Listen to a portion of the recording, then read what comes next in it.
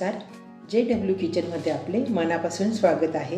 आज आपण जेवणाची चव वाढवणारी खमंग रुचकर अशी खुरसणीची चटणी करणार आहोत। काही ठिकाणी खुरसणीला कारळे सुद्धा म्हणतात। चटणीसाठी लागणारे साहित्य याप्रमाणे आहे। 1 वाटी खुरसणी म्हणजेच कारळे, अर्धी वाटी पांढरे तीळ हे मी गाळून निवडून घेतले आहे, अर्धा चमचा जिरे, 1 चमचा धणे पावडर, 2 चमचे लाल तिखट, चवीनुसार मीठ, 15 ते 20 लसूण पाकळ्या। मी गॅसवर कढई तापत ठेवली आहे। त्यात आता आपण खुरसणी भाजून घेऊ।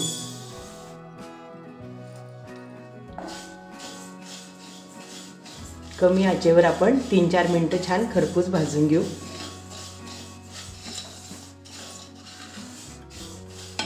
घरात आपण वेगवेगळ्या प्रकारच्या चटण्या बनवत असतो, त्यात ही खूपच छान चटणी आहे।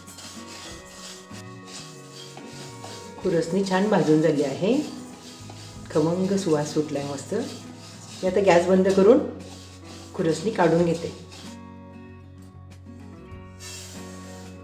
आपल्याला कढईत मी आता तीळ भाजून घेते। तीळ पण आपण कमी गॅसवर छान भाजून घेऊ।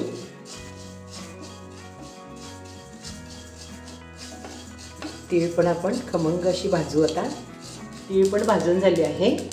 त्यात मी जिरे टाकते। जिरे पण आपण गरम कढईत परतून घेऊ छान। तीळचा रंगही बदलला आहे। मी आता गॅस बंद करून तीळ काढून घेते।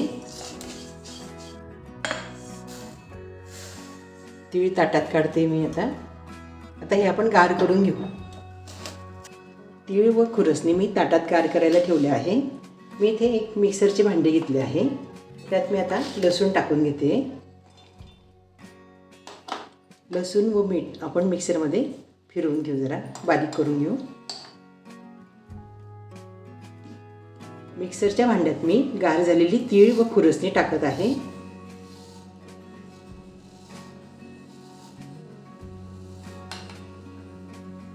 खुरसणी व तीळ टाकून झाली आहे। मी आता लाल तिखट टाकते। आवडीप्रमाणे आपण कमी जास्त करू शकतो तिखट। हे धणे पावडर टाकते।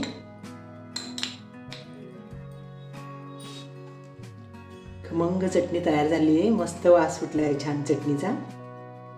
आवडीची भाजी नसेल त्यावेळी आपल्याला चमचाभर चटणी घेऊन तेल टाकून खाऊ शकतो आपण, पोळी सोबत, भाकरी सोबत। चटणी बाउलमध्ये काढून घेते मी।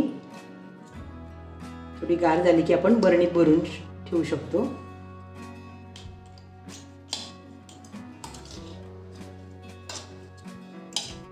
खमंग रुचकर अशी खुरसणीची चटणी तयार झाली आहे। भाकरी, पोळी, थालीपीठ, दशमी सोबत खायला तर खूपच छान लागते। 3 ते 4 महिने छान टिकते।